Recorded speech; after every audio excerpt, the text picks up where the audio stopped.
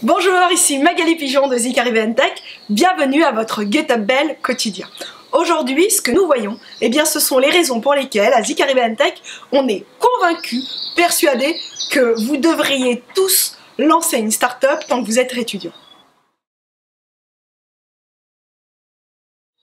Cette conviction, on la tire de 5 éléments qui font des forces particulières à votre statut d'étudiant. Votre première force, c'est votre capacité d'endurance, votre endurance et votre énergie. Parce que quand on parle de créer une start-up, on parle de passer beaucoup de temps à travailler dessus. Beaucoup de temps, et ce pendant plusieurs années. Pour vous donner quelques mesures de temps issues d'études, sachez que pour savoir si votre idée a du sens, si elle représente quelque chose, il faut que vous y passiez en moyenne 1 an. Si vous voulez savoir si cette idée fonctionne vraiment, si le produit que vous bâtissez fonctionne, là vous êtes parti pour 3 ans en moyenne.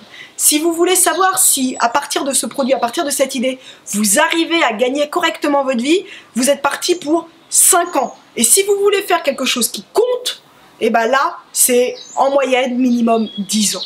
Vous vous rendez compte, ça fait quand même beaucoup de temps. Donc plus tôt vous commencez, mieux vous vous portez. En plus, quand on est étudiant, bien franchement, on a du temps. Votre deuxième force en tant qu'étudiant, c'est qu'en général, vous n'avez pas beaucoup d'argent.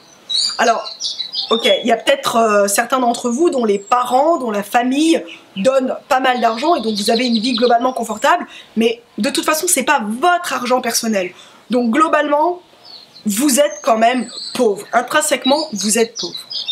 Et cette pauvreté, c'est quelque chose de génial parce que quand vous allez lancer votre start-up, vous n'allez pas dépenser inutilement de l'argent que vous n'avez pas.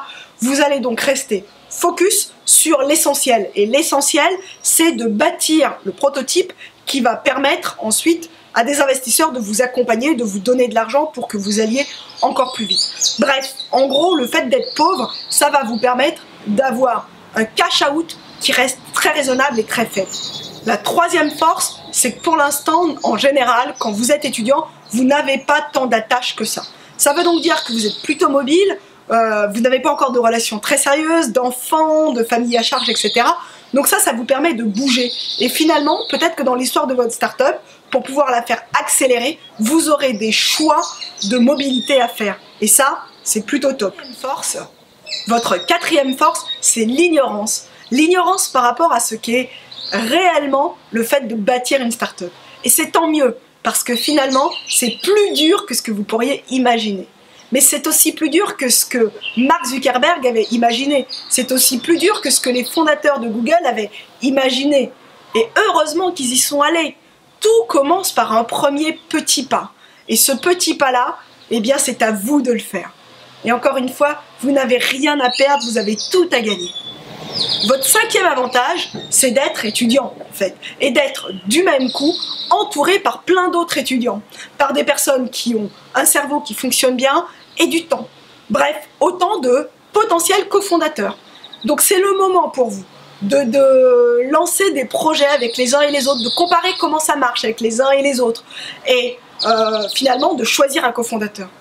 On vous mettra en dessous de la vidéo plusieurs liens concernant d'autres vidéos qui présentent les raisons pour lesquelles avoir un cofondateur c'est génial, c'est super important, et aussi comment choisir un cofondateur.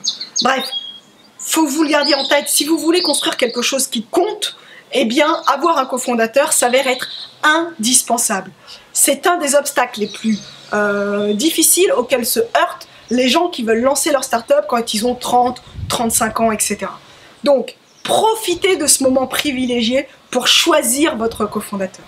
Avec ces 5 forces qui sont vraiment particulières à la période étudiante, c'est pour vous une opportunité de vous lancer dans l'entrepreneuriat. Allez-y, n'hésitez pas. N'hésitez pas non plus à nous poser vos questions, à nous remonter vos commentaires et vos suggestions. On sera ravis de les lire et on vous répondra sans faute. Si vous ne l'avez pas encore fait, on vous invite à vous inscrire sur la chaîne YouTube. Passez une excellente journée. À très bientôt. Bye bye.